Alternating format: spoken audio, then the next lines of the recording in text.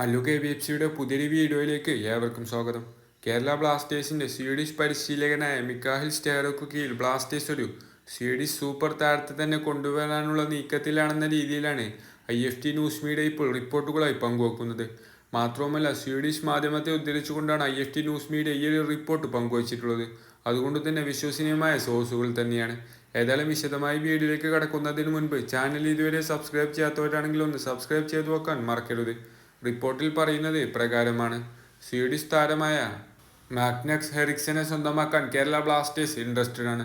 അത്തരത്തിലുള്ള നീക്കത്തിലാണ് Blasters management മുന്നോട്ട് പോയിക്കൊണ്ടിരിക്കുന്ന രീതിയിലാണ് സ്വീഡിഷ് മാധ്യമത്തിനെ ഉദ്ധരിച്ചുകൊണ്ട് IFT ന്യൂസ് മീഡിയ ട്വീറ്റുകൾ പങ്കുവെക്കുന്നത്. ഇദ്ദേഹത്തിന്റെ ചെറിയൊരു കരിയർ സ്റ്റാർട്ടിലേക്ക് കടക്കുകയാണെങ്കിൽ 34 വയസ്സുകാരനായ എറിക്സിന് 4 കോടിയോളം രൂപ മാർക്കറ്റ് വാല്യൂ വരുന്നുണ്ട്.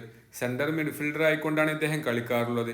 അറ്റാക്കർ ആയിക്കൊണ്ടൊക്കെ കളിക്കാറുമുണ്ട്. അതായത് മിഡിൽ ഭരിക്കുന്ന താരമെന്ന് ചുരുക്കം. സ്വീഡിഷ് പൗരനാണ്.